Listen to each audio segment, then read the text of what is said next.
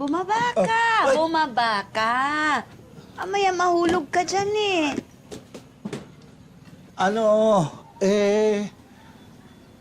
Wala kasi akong ginagawa.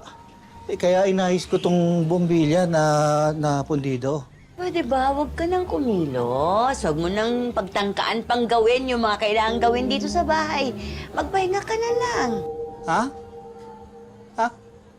Sabi ko, huwag mo nang pagtangkaang gawin yung mga kailangan gawin dito sa bahay. Magpahinga ka na lang.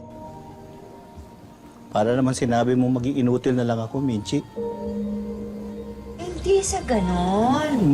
Hindi mo kasi alam kung anong pakiramdam nitong sitwasyon ko. Bebe ko.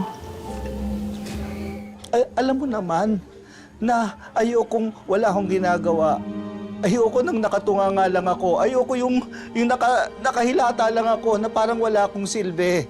Lagi kong sinasabi sa sarili ko, kinukumpinsi ko yung sarili ko na sandali lang to. Nagagaling ako. Pero pagkatapos yung nangyari sa bar, natakot na ako. Natakot ako na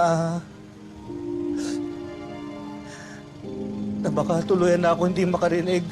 Paano na lang ako? Ano na lang ang silbi ko sa inyo?